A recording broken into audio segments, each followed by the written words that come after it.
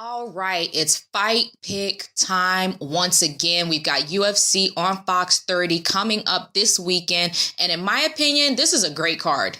Fox always knows how to put together, or I guess they request that this card has to be good. Don't put no dud fights on the card. So I think that the main card is really, I couldn't have asked for a better Fox card, to be honest. Unless they want to put Connor on Fox or, Cyborg on Fox. This is really a good fight card. And I'm going to start my fight picks at the bottom of the main event card with Aubin-Mercier versus Alexander Hernandez. All right. We all know, I believe that most of us have seen Olivier Aubin-Mercier, his fighting style. We've seen him fight. He's had a lot of fights in the UFC, actually. He's in the lightweight division. So, they get work. They get their work in. They really do. They have to fight a lot of fights before they can even be ranked, I believe. I believe they have to fight quite a few before they're even ranked. So we've seen Mercier quite a bit. Ground game, really good grappler. If he gets you on the ground, he's going to snake your neck. He's going to absolutely snake your neck. He's a brown belt in jiu-jitsu. And I don't know, he might be a black belt in jiu-jitsu right now, but the guy is pretty good. I know that he's a black belt in judo. He just has incredible grappling skills. This is the thing about Aubin-Mercier. Don't sleep on his striking.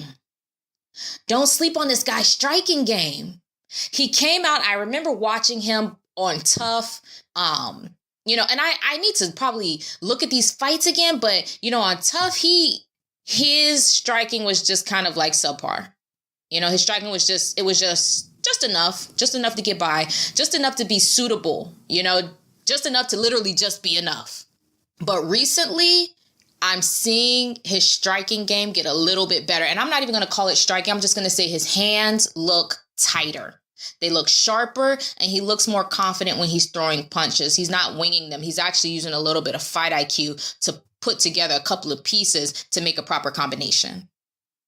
All right. But then we know if he gets you on the ground, game over. It's game over, definitely. Anyways, he just had his first knockout. I believe he's 12-2. He just had his first knockout in his last fight against Evan Dunham. Okay, so that was his first knockout ever. So that's just letting you know about the striking style of this guy. He's not really that knockout guy. And he knocked him out, I believe, with a knee. He knocked him out with a knee. So it's like, he's not a huge striker, but I remember when he fought Drew Dober, he looked great on the feet to me. He looked really, really good. He was sitting down on his punches, confident enough to go down to the ground. So he was sitting down on his punches, throwing them from the hip. He used speed and not just the kitchen sink. He was using speed to get in there.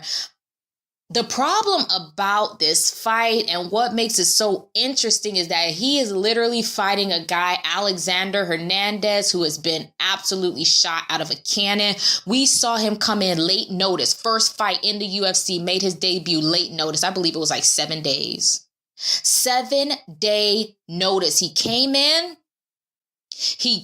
There was a little bit of controversy because this was against Beneil Dariush. He came in. There was a little bit of controversy because he immediately jumped to the center of the octagon as if he was going to kind of give him a high five or thumbs up or punch or pound or whatever they do.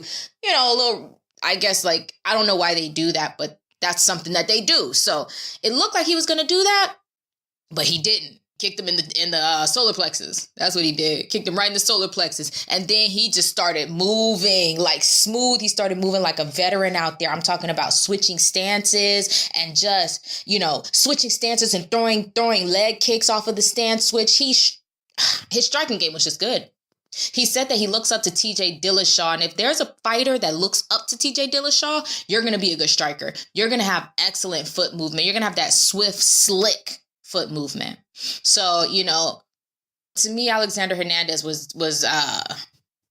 he put the newbies on notice. I think he said, look, I can come in here and beat up everybody all the way up to top 15 until I see a real test. So, and he knocked out Beneil Dariush cold with a right hand. Knocked him out cold. So this is a tall order. In my opinion, this is a tall order for Aubin-Mercier because there's aggression I'm not sure. I'm not sure if he's dealt with that type of aggression yet. I know he's not, he's not that experienced. I believe he's 9-1 and he's 1-0 in the UFC.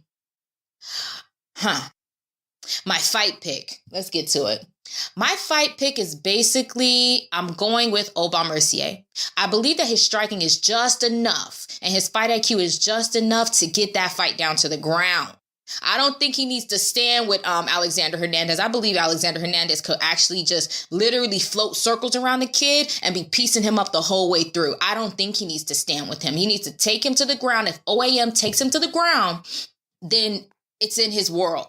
It's in his world. It's in the grappling world. So my fight pick is for OAM by rear naked choke.